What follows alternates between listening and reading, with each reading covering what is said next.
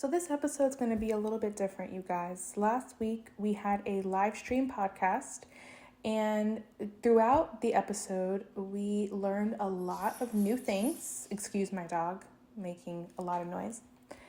We learned a lot of things. We did have some technical difficulties, so if you were watching, you probably noticed some of them. But it's okay. We kept moving forward and we finished the entire episode, and it was so much fun. I'm so glad that I did it, and I'm really glad that you guys tuned in. So one of the mess ups, or a couple of mess ups that we had, was in the beginning, the intro was cut off. So I had to insert it myself one more time. And the musical performances, unfortunately, were not able to be aired live, but we did have them recorded. So I'm going to go ahead and insert them into this episode, and you can go on our pages on Facebook and Instagram and you'll see the full video. It'll also be on our YouTube on Maldonado Creative. So please go ahead and go to our pages. These performers were incredible. You'll hear me talk more about them as we go along. We were hosted by Hands in Motion Music School and Productions, and it was a great time. We connected with them, and it was awesome. So just get ready for this to be a wild ride, and a fun one at that. Well, let's get started. Welcome to That's a Latté Film with your hosts, Erica and Rebecca. On this podcast, we will share some of our unpopular opinions on some popular films. So grab a cup of coffee, relax, and join us. Merry Christmas, everyone! We have a very special surprise for you all this Christmas episode. Today, we'll be discussing some movies that are definitely Christmas-themed and some that are debatable, but are part of family traditions. On top of that, we will have some musical performances. So, let's get started. Let's get into it. So, the first movie that we're talking about today is Nightmare Before Christmas. Now, very popular movie, okay? Most people know it, and they love it, I think. I mean, I would say so. It's a Tim Burton movie. It's 50-50. Yeah. I would say it's 50-50. Some people love it, some people hate it because it is kind of scary. Not scary, but it's spooky. Creepy. Yeah. Yes, spooky season, right? So, let's talk about the summary. Rebecca? Right. The film follows the misadventures of Jack Skellington, Halloween Town's beloved Pumpkin King, who has become bored with the same annual routine of frightening people in the real world. When Jack accidentally stumbles on Christmas Town, all bright colors and warm spirits, he gets a new lease on life. He plots to bring Christmas under his control by kidnapping Santa Claus and taking over the role. But Jack soon discovers even the best laid plans of mice and skeleton men can go seriously. Is that awry? Awry? Awry. I was gonna say Alri. But it's fine. I mean, I like the summary. Interesting summary. I don't. You don't like that it? really says anything.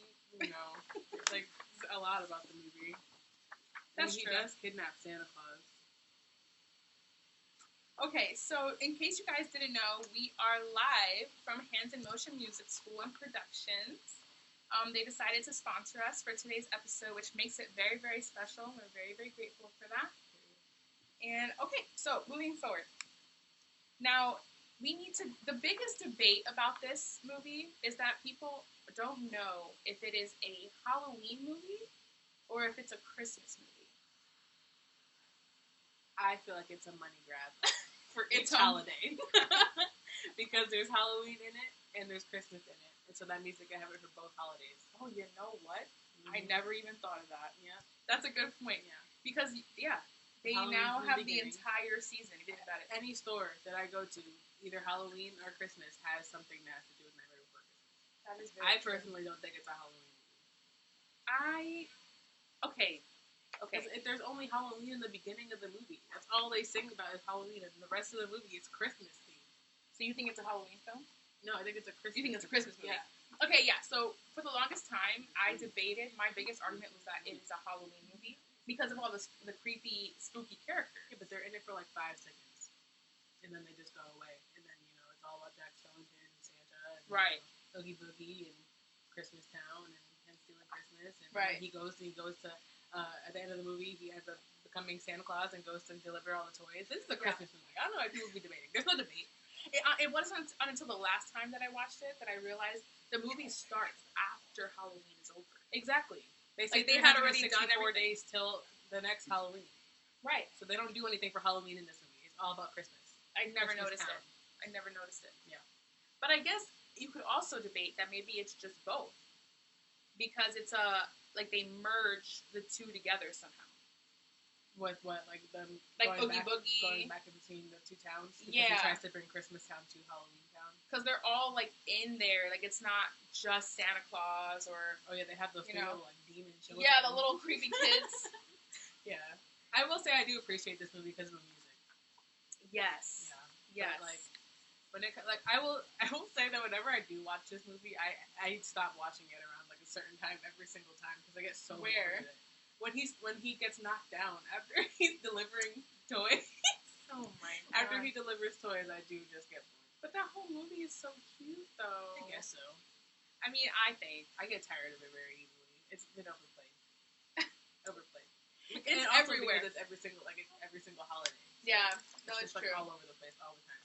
No, it's true. Okay, well, I mean, Henry Selick was the director of this movie, which is also another thing I didn't know.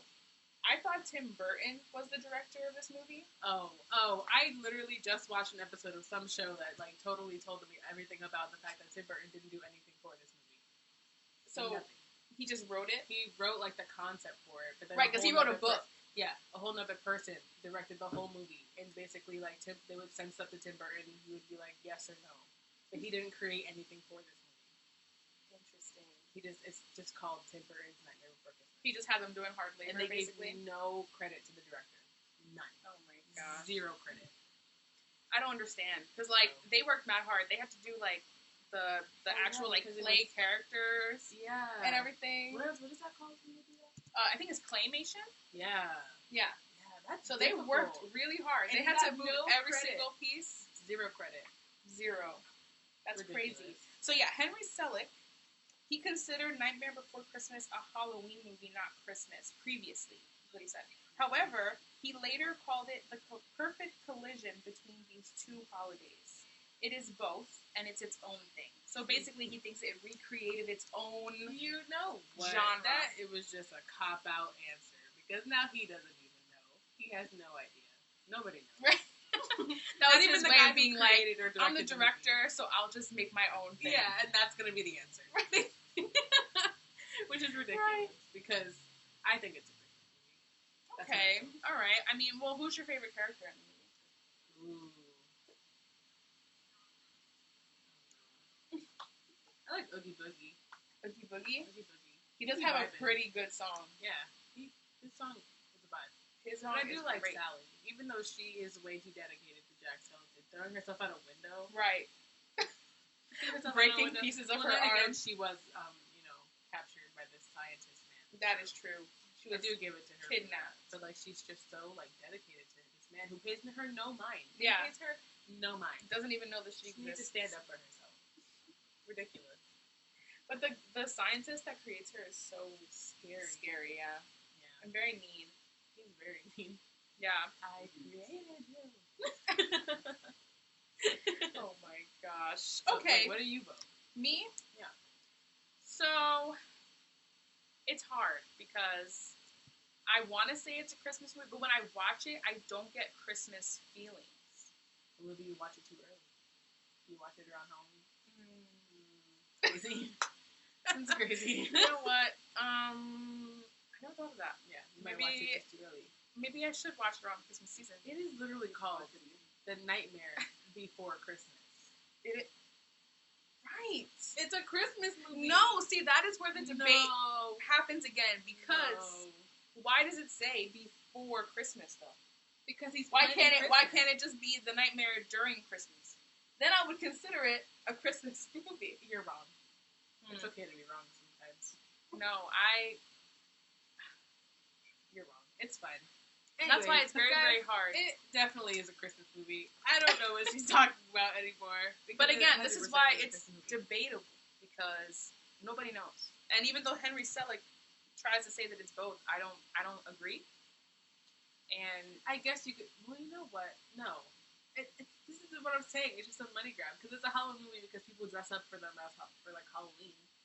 But then for Christmas, it's the Christmas town. Sandy Claus. Yeah, you know. So it should. I don't know. That's true. I don't know. I guess if you're more of a person that enjoys the spooky side of things, you'll consider this a Christmas movie. Yeah. I mean, if you've never seen this movie, the whole thing is that this guy from from Halloween Town doesn't want to do Halloween anymore. He's just really bored with his life, and then he stumbles upon a whole bunch of trees that has doors to every single other holiday, and he ends up in Christmas Town, and he wants to steal Christmas from Santa Claus and bring it to Halloween Town, and it ends up not working, and he just realizes that, you know, he has to stick to his own holiday. Right. He ends up, like, making I guess not for him. Yeah, he might make his own, like, costume to be Santa Claus, and he ends up getting, like, shot down from the sky in his sleigh, and it just doesn't work out for him. Yeah. So I guess the moral of the story is not good. Stop trying to steal holidays. Right. You know, stop trying to merge them together. That's I the guess the moral? whole moral of this whole movie is don't merge holidays together. Yeah. Let them be their own holiday? Yeah, let them be. Okay. Let them live. Okay. Live, laugh, love. Okay, I think we've come to our conclusion. Yeah. I think we're just going to move on from that. All right, and we'll be right back. So that's a Latté Film in just a moment.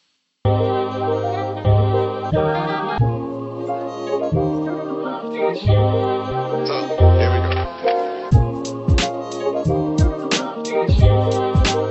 Oh, that's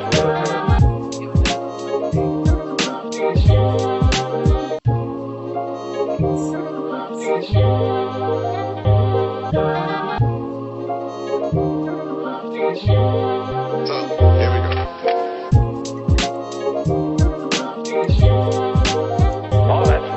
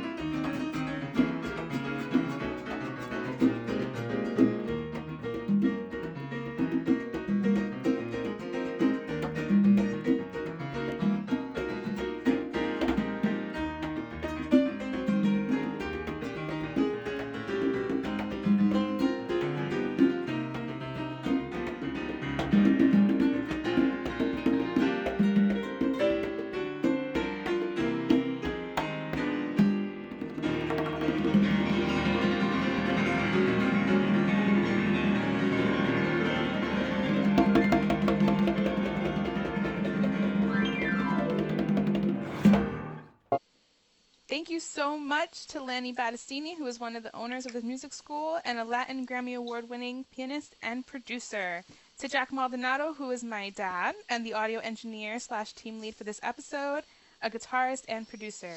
I couldn't have made this happen without his help. And to Jay Puente, who has a very extensive background as a Latin percussionist and is also a pastor. All right, now, let's talk about our second movie. Batman Returns. So, I shall read the summary for y'all. yes, yes. The monstrous penguin, who is played by Danny DeVito, who lives in the sewers beneath Gotham, joins up with the wicked, shock-headed businessman, Max, what is it, Shrek? I think.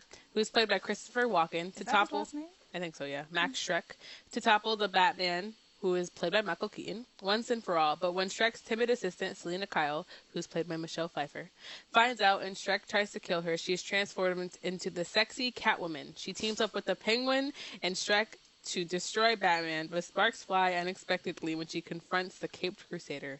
That is a terrible summary. I mean, it's not that bad. I mean, we've had definitely more we've had detailed worse. summaries. Yeah. I think that's because we usually read the plot. Sometimes we read the whole plot, and it gives us, like, everything in detail. Yeah. I think it's funny that it says the Batman and then the Penguin. Right. The monstrous penguin. I will say that the cast of this movie is fantastic. Yes. Michael Keaton, Michelle Pfeiffer, Christopher Walken, Danny DeVito. I Love can never them see all. Danny DeVito the same, though, because he's in It's Always Sunny in Philadelphia. And I just can't see him as anything other than Frank I in haven't that seen show. that. No, it's a good show. But anyways, with this movie, I'm So- already going to say that my vote is negative. This is not a Christmas movie. People really claim that this is a Christmas movie, and it's really only because there's one scene. In the beginning. Well, okay, hold on. So the whole movie is during Christmas time. So let's just say that. Okay. It's Christmas. People are shopping. So I get it, okay? And there's a whole, like, Christmas tree lighting event. literally in the first 5 minutes of the movie, though. Yeah, there's the girl, is she supposed to be Vanna White or something like that? Like, the girl who goes to, like, help light the tree, that she's, like, Is that the one that she blonde gets girl. killed? Yeah. She, like, they have a lot of Christmas elements in this film. Yeah. It's also cold. Yes. So, and everybody's wearing, like, jackets and stuff, and it's snowing, so I guess you could say it's Christmas. Yeah. But it's just Christmas time. It's not Christmas themed. Right. That's It's not. that's the thing. People watch it because it's during Christmas and they say that it's a Christmas movie. But there wasn't a lot of Christmas going on, in my opinion. Like, The whole thing of this movie is that Penguin was given away by his parents when he was a baby. They threw him in the Yes. river to kill him because he was different. Ugly. He was ugly. An He had ugly like child. webbed fingers and just a very strange nose, and so he looked like a penguin. And so like then he survived, and now his whole thing, like the whole effort, something. Okay, wait. Christopher Walken's character is a businessman who wants to create a power plant in Gotham City that instead of it providing power for Gotham City, it's going to suck power away from Gotham City. Right. And Bruce Wayne doesn't want that to happen. He really tried to propose that. Yeah. Instead of it, being helpful to the city, it's going to harm the city. But then Bruce Wayne doesn't want that, so he goes head to head with the Shrek guy. Mm-hmm. And then the Penguin, who's played by Danny DeVito, is blackmailing the Shrek dude into helping him like campaign for mayor because he found out all this dirt on Shrek about how he his power plant has, puts a whole bunch of gross stuff into the water. He killed his business partner. That part is so funny to me because he pulls out the guy's arm. He was like, "How's your business partner?" And he's like, "He's doing great." He's like, "Oh, is he?" He pulls out his arm because he's dead. So he just tries to blackmail him, and then Max, Shrek's assistant, who ends up becoming Catwoman, Selena Kyle, she found out everything about his plan to suck power from Gotham. He ends up trying to kill her, so he pushes her out a window. She, gets attacked by cats while she's dying, becomes Catwoman. Mm-hmm. I don't like this movie. If I'm being... Oh, this is also a Tim Burton film. I'm not a fan of this movie. How dare you? Because the whole part when she comes home and starts destroying her house after she becomes Catwoman. Iconic. Why? Iconic. For what? Explain. Because it's not iconic. It is such a good scene. I mean, okay, granted. Exactly. No, it's great. Exactly. Okay, exactly. You can't explain. Because I love it's not it. iconic. No. I love it when she comes home. So the first time she comes home, okay, first off, Selena Kyle is a receptionist. Okay. And she works for Max Shrek, okay? And she's the typical, they're trying to set her up as she's trying to work her way up in the company, but because she's a woman, she's having a hard time moving her way up in the company. Mm-hmm. And it's a lot of the men feel like they can overpower her basically. So she's trying to deal with that, but she's super smart woman. And she knows how to file everything really well. She knows what where everything is. She's really, really good at her job. But so she feels, not enough. So she goes home the first time. Yeah. And she goes and she listens to all her voicemails. You can tell she has issues with other getting into relationships. She's single. Yeah, the guy she was dating literally called her and said, "Oh, that trip we were gonna go on, I'm gonna go by myself." Yeah, my psychiatrist said that it'd be better if I went by myself. It shouldn't be attached to people. And she's like, I mean, of course. Yeah. Fine. And then she gets a voicemail from her mom. You can tell, she doesn't get along with her mom. And her mom wants to know why she's not coming home for Christmas. Right. And why she would rather spend her time in Gotham. Right. Also, the way that Gotham is set up in this movie is so terrifying. Mm-hmm. It's literally black all the time. Which it's a Tim Burton movie. Exactly. So that's what I was going to say. It's completely different than all the rest of the, Batman movies, because usually Gotham is just seen as, a rundown, dangerous, town. Mm-hmm. But this one had more of a whimsical spin on it. Danny Elfman is the one who does the music for that one too. Oh, is he really? And he did Nightmare Before Christmas, so see, that makes sense. It makes sense, you know.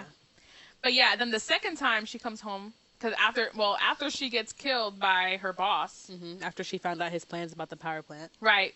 She confronts him about it. Mm-hmm. He pushes her out the window. She falls down to the floor and she starts getting attacked. Not attacked, but they start licking and biting her face. These cats, these stray cats. So that's how she becomes Catwoman. Okay, she comes back to life. She has 9 lives now. Okay, so I guess she's down to 8. Well, no, I guess from not. this, well, or does no, she start? I think she starts 9? Off with 9 because she wasn't a cat before. Right. So she becomes a cat. She starts making her costume at home. But she comes home and does everything that she did when she came home the first time. She does it all over again, but this time really creepy. She's the Walking Dead. Right when she walks into the house, she did this the first time she walked in too. She said, "Honey, I'm home," and then she'll say, "Oh, I forgot, I'm not married." And then the second time she came in, she did that same exact thing. But then she started Then she started drinking the milk and it was getting all over her. Yeah. And then when she started listening to her messages on the voice machine, she started freaking out. It broke the voice the machine and everything. Smashing the machine for no reason. She was breaking everything in her house. She was punching holes, breaking mirrors, and just going crazy. Like, I don't understand. She takes all her stuffed animals and pushes them down the garbage disposal and turns it on. She was just pushed out of a window. So? She had a traumatic experience, okay? Says who? I think she has the right to have a whole panic moment, freak out moment. But I don't understand it. Like, when she stuffs all her like stuffed animals down the disposal and turns it on, and then she walks away and then automatically starts creating a costume to become a cat. That doesn't make sense. And then she automatically thinks she's gonna go fight crime because she died. Well, right. I don't understand. I don't get it. I can't clarify that for you. Well, you should, because I don't understand it. I don't know why that happened. Yeah. But she's also not there to fight crime. I feel like she's just there to, like, finally be powerful. I guess so. You know what I mean? Well, she ends up saving this one lady from right, but then after assaulted. She saves the lady, she tries to attack the lady, too. Yeah. So she blames the lady care. for getting assaulted. Right. She doesn't really care, you know? It's ridiculous, truly. Yeah. So... what else happens in the movie afterwards? So I don't think it's a Christmas movie either. I personally don't apparently think so. At the end of the movie, it's like it's called the. Let me tell you something. I'm sorry. I've been starving for so long. I have been starving forever. I have not eaten all day, and yet, my dad just comes behind the camera chomping on a slice of pizza, and it's not fair. I've been starving forever. And my hot chocolate's cold. So I'm just not having a good time. He's like, do you want me to bring you one? It's okay, I don't want to be greasy. I mean, yeah, that is the problem. It's a messy food. Oh my gosh. What were you saying? That at the end of the movie, I think it's called a Christmas movie because at the end, Bruce Wayne says to Alfred, "Merry Christmas, Alfred." I think that's why it's called the Christmas. Maybe. Now my mom's eating the pizza. Oh, this is ridiculous. This is just terrible. This is terrible. Okay, so anyway, what it says is, not only is Batman Returns set during Christmas, but the holiday also plays into the story in a major way. Gotham's public Christmas tree is a recurring element during the sequel and Snow. Christmas decorations and Yuletide song are all over the movie. Yuletide song. The story twists also classic Christmas tales, with Christopher Walken's evil businessman Max Schreck standing in as the Grinch Scrooge character. The Scrinch. It's right. While he at least grows enough of a heart to save his son from the Penguin, the movie doesn't redeem him either. The setting and themes of Christmas are woven throughout Batman Returns, with even the villain's henchman being introduced shooting out of a giant present. Okay, this is all literally in the first 10 minutes of the movie. Right. So you're telling me that the whole movie is a Christmas movie because the first 10 minutes is Christmas themed? Just no. No. No. No. It says, while the sequel isn't feel-good family Christmas fare like Home Alone or It's a Wonderful Life, Batman Returns totally counts as a Christmas movie, like Burton's Edward Scissorhands. No. Edward Scissorhands is not a Christmas movie. They said it's a Christmas movie because of the snow. Yeah, the one that she randomly starts dancing in at the end of the movie. It is not a Christmas movie. They don't even have their Christmas party. Okay? Just wrong. They don't even have their Christmas party in that movie. It's not a Christmas movie. No. Disagree.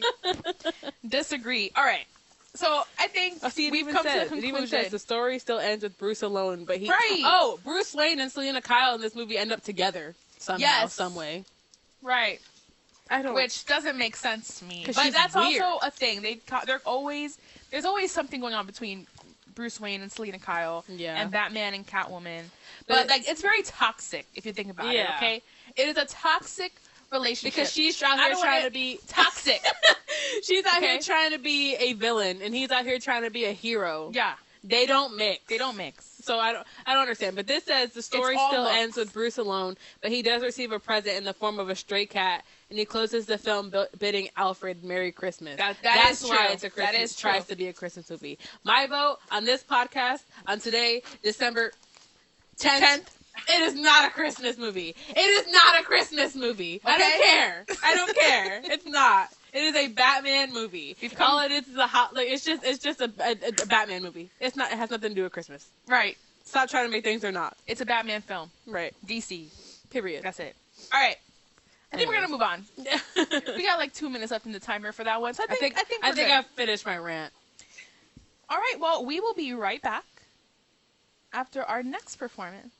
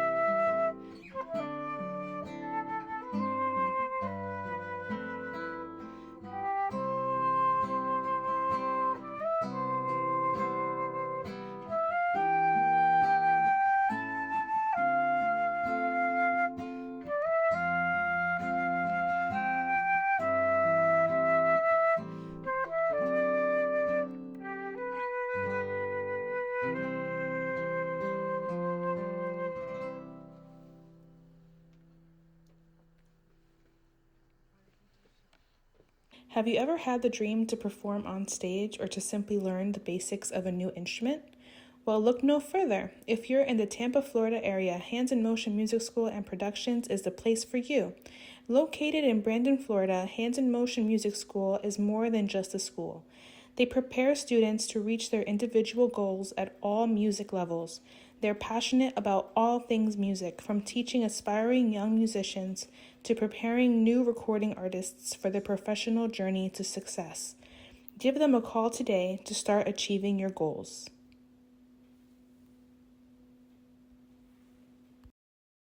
On to our last movie of this episode. We made it, guys. It is Die Hard. Yes. Did you get that? Die Hard is a debatable Christmas movie. And a strong one, too. Die Hard. This is ridiculous. Let me read you the summary. New York City policeman John McClane, who's played by Bruce Willis, is visiting his estranged wife, Bonnie, who's played by Bonnie Bedelia, and 2 daughters on Christmas Eve. He joins her at a holiday party in the headquarters of the Japanese-owned business she works for, but the festivities are interrupted by a group of terrorists who take over the exclusive high-rise and everyone in it. Very soon, McClane realizes that there's no one to save the hostages but him. Just him. Just John Let me just McClane. Tell you something. This movie was way longer than it needed to be. My I gosh. watched this movie this morning. I woke up very early to watch this movie. This movie is 2 hours. You were up very early. Yeah, because I wanted to get it over with, It was very early. 2 hours and 12 minutes long. I don't understand. That is very long. Who in the world thought that this movie needed to be this long? It could have been over and done with, honestly. It didn't need to, ugh. They were... Yeah, it was very long. Also, I want to put... Before I even explain myself, this is not a Christmas movie. Are you serious? You're gonna tell me you think it's a Christmas movie? Okay. So I watched it before, and back then I thought it was not. But then this time I didn't realize how many elements there are in there.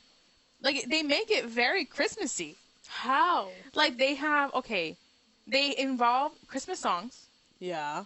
They involve a lot of, like, Christmas slogans in there. Like, a lot of, like, Merry Christmas. I will say, be careful, be advised, this movie has a lot of language. Oh, it's rated R. Yeah, be very aware. But, yeah, they have a lot of Christmas slogans. They had the Christmas miracle in there. They put in, like, you know, the relationship between the wife and the husband is on the rocks. You know, they're having a hard time. She hasn't seen her husband in a while, apparently. Yeah, she doesn't know where he is. But, like, all of this, you know, this whole situation that they've been through somehow mends their relationship. And they have the end, like, the whole police officer in there, like, first of all, okay, hold on. Let me explain something to you people, okay? This movie makes no sense to me because it starts off with, like, he gets off, he's on a plane and he's talking to some guy on the plane. The guy finds out that the Bruce Willis character is a cop. And then he's in the airport checking out other females, by the way. You're nasty. And then he decides that he gets in the limo with some guy that had, like, a sign that said he was the limo driver. So he gets in the limo with him and they take him to the building that's for, like, the company that his wife works for. But then you find out during the drive to the building that they are, like, not divorced, but they're separated because she got a job opportunity that he didn't support. Oh, yes. So she moved all the way to California from New York, and he didn't go because he had a backlog of, like, a whole bunch of people that he needed to put in, like, jail. So he didn't go with her, but she left with the kids. And so, like, they weren't really getting along. And then, like, they were having a Christmas party at her job. And, like, they show a scene of her, like slamming down a picture of her husband and her kids because she didn't even want to look at him. Yeah. And then he gets to the party. Bruce Willis's character in this is so annoying. It's the way he talks for me. His lips are constantly like this. Every time he says anything. Anytime he says anything. It's very annoying. He acts all macho. Yeah. He's balding. I don't care. In this movie, he is balding. I don't understand the appeal of Bruce Willis. He is, yeah. I don't get it. And then he was young. Yeah, I know. pretty I know. young. And I don't understand it. And then he gets to the party, and they get into an argument, him and his wife. But then, when I was watching it, I was watching it by myself. And when this whole thing happened, when they took over the whole building, I was like, who are these people? I was like, what is going on? I was like, I thought this movie, this movie was nothing what I thought it was when I started playing it. This whole, like, group of, they were German, right? These people that were German came into the building, shut the entire building down, shut down all the elevators, took everybody in the party hostage, 30 people. But the guy who plays McClane, he was in a room, so he ended up escaping from being, like, held hostage. And it's like a 30-plus floor building. And he decides that he's going to save everybody in the building. This man had one gun. And ends up, like, killing almost all 12 of the henchmen of this guy. It's a terrible movie. It doesn't make sense. There's, like, way too much filler action. Like, the parts where they were chasing everybody around and, like, trying to, he was trying to shoot them or they were trying to shoot him. I was like, I don't understand. This is such a boring movie. Why is it so popular? I will say it was very long. I watched, the first time, I skipped a lot of parts because I couldn't pay attention the first time. I wouldn't say it's a great movie. An action movie. This is the thing. So when we talk about this today, I'm not saying that I like this movie. Right. Because like she said, it's very long. 2 hours and 12 minutes. It's not very, like, I don't know. It doesn't, I feel like there was no moment where, like, it made me want to pay attention. Like, I was very in and out. I wanted to take a nap the entire time. Yeah, but, like, I had to watch it because obviously, yes, you know, it was a task that needed to be completed. Right. But it was a lot. It was not enjoyable. Then he was in the building, and then the police officer who was from Family Matters, if you've seen the show. The police officer. That is a whole nother thing. Mm-hmm. That was just like, have you seen Pulp Fiction? No. Okay. in Pulp Fiction, they have like two characters have like very deep and meaningful conversations all the time. Like they could be talking about like if I was talking about a slice of pizza, they could be talking about it so like Yes. you know, like I know what you mean. theories and theological, you know. It felt like the same exact thing because like the guy McClane was like getting into contact with this cop. His whole thing was that he was trying to get people to note, like the cops or the fire department to come to the building to realize that there are people being held hostage. But like they would come to the building and one of the henchmen was pretending to be the security guard, so he tricked the cop. And so John McClane had to like throw somebody out the window, one of the henchmen, to like get the cops' attention. So from that moment on, they formed this bond. But the entire time, like they're having such deep conversations. Meanwhile, like John McClane's bleeding out of his feet or his side, or he had just finished killing somebody, and he like tries to talk in the radio, and he's like, Powell, you there? They became besties. Yeah, they became literal besties over the radio. But I'm like, there's literally a hostage situation going on. He spends a lot of time just laying around in the bathroom, not trying to save anybody. Wasn't he like bleeding out of his foot at one point? Yes, he stepped on a nail, I'm pretty sure is what it was. And he was trying to repair himself, but the entire time he's talking on the radio, talking to this guy about like, oh, why are you now, like, why are you, like, what kind of cop are you? Like, why are you just like, what is it called? Like you're a patrol cop or whatever. Yeah. And so they get into this whole story about how he shot a kid and that he can't like pull his gun on anybody. It was such a deep conversation. Right, that nobody prepares a cop for what happens when you kill somebody. Yeah, they don't. Yeah, it was a very deep conversation. And I'm like, this man is bleeding out, and yet like, what is going on? Like, they got way too like into the relationship of them two, and then in the end, when everybody's finally dead, all the people that are part of like the hostages don't die. The people that take the people hostage, they all end up dying, either by Bruce Willis's character. He ends up like murdering a whole bunch of them at once. It's not realistic. The building is so big, and yet they are constantly finding him. It is a 30-something story building. How are they constantly finding him? I feel like they never leave the same floor the entire time. Like they're all just on the same floor. Right. Do you remember the part so at the end of the movie, when everybody finally escapes the building, everybody's okay now. Yeah. Now, they even went to the point of making the screen blurry to, like, make it very, like, Christmassy. Okay? This is what makes it Christmassy. It was a very blurry, like, very dreamy type, because everybody's okay, everybody's safe. Then, it's John McClane and his wife, and they're, like, you know, like, hugging each other, whatever, and then they see the cop in the distance.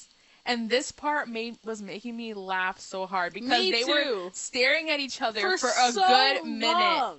And, like, the love that they had for each other. I was like, did they not just meet each other over an intercom? My thing was like, how do you even know that's him?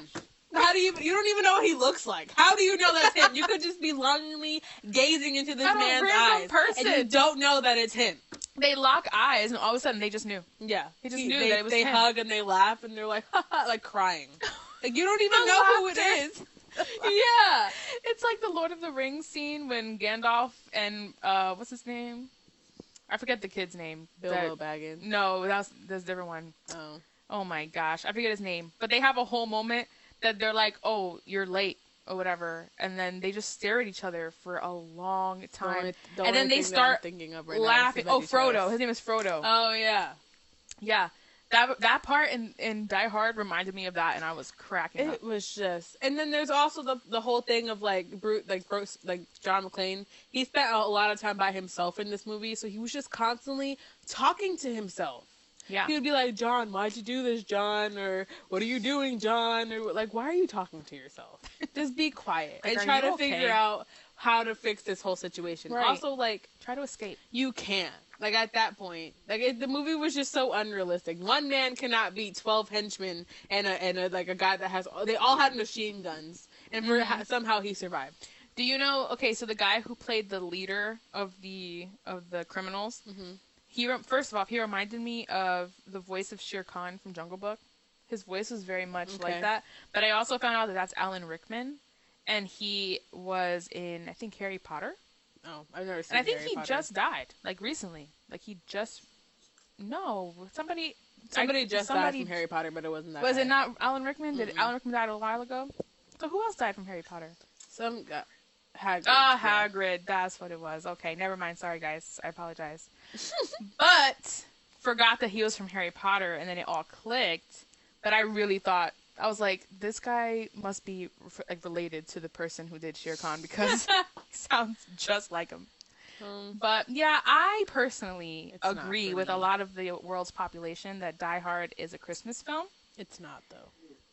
I agree, but I think because, people enjoy more of the action film thing. So, like, if you're more into the action film situation, then I think it's a good Christmas film to watch if you're into that. It's like almost too action. Because the whole soundtrack is Christmas music. Like, almost the entire soundtrack, they're playing Christmas music. So, like, it just makes it it feels like a Christmas film. No, it doesn't. It does not. It doesn't. Not even a little bit.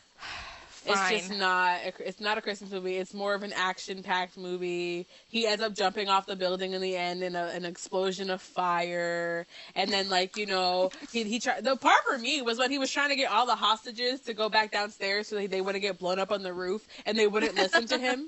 I was like, bro. Well, look. Here's some of the reasons that they give that it's a Christmas film, and they're all wrong. The basic narrative situation of Die Hard is a man returning to his family for Christmas. Okay? Not really. His wife is called Holly. So what? It takes place on Christmas Eve. Not Thanksgiving or the 4th of July. It could have been set any week of the year, but wasn't. Okay, a lot of movies are... Okay, I'm done. The chief villain, Hans Gruber, explicitly invokes the Christmas spirit. It's Christmas, Theo. It's a time for miracles. Oh, yeah, he said that because they needed to unlock 7 locks to get into the vault, and they needed a miracle to unlock the last and lock. And the FBI showing up the was the FBI miracle. was the miracle. They needed the FBI to eventually show up, so they would they would turn off an entire grid, and that would make the emergency lights come on in the building, but that also would open the vault. Right. And so they needed the FBI They needed the miracle. Right. Yeah. They were making fun of the FBI the entire movie. It was really funny. Yeah. Gruber is a classic bad capitalist villain. He's there to steal money, just as Old Man Potter does in It's a Wonderful Life. Oh my gosh, when Holly said to the Gruber when she was like, oh, you're just a common thief, and he lunges at her and gets in her face, I was weak. I was so weak. She destroyed his ego. Like, that man just got so upset. He got so hurt. That he was just called a thief when he's stealing money. Okay, the soundtrack features Christmas tunes, new and old, and then you have Santa Claus makes an appearance in the form of a dead terrorist. I don't remember that. Oh, it's the first one, the first guy that he killed, that he wore on his shirt that said, now I have a machine gun. Oh. Ho, ho, ho. He was dressed up as Santa Claus. Yes. Okay, and then the also, film John McClane was barefoot this entire movie. Yes. So... That is true.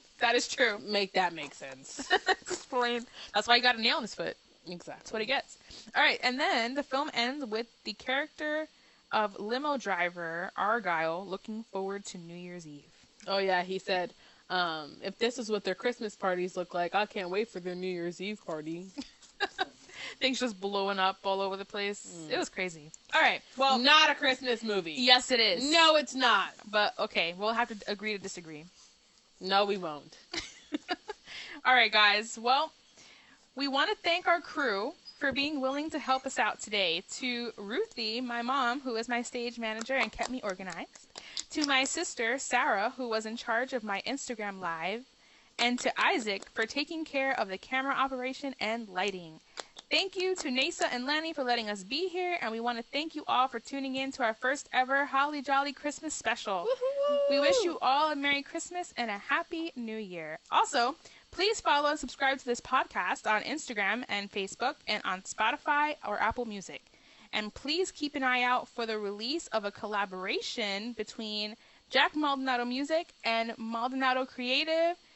It was a Christmas single, and for events like this. I also thanked my father earlier today and during the performance, but I just want to make sure that I say it again. Thank you very much for helping me out for this event. I wouldn't have been able to do it without your lead, because it filled in a lot of gaps for me. All right, and of course, we always say, we love you, Latte, and God bless us, everyone. Happy holidays. Merry Christmas.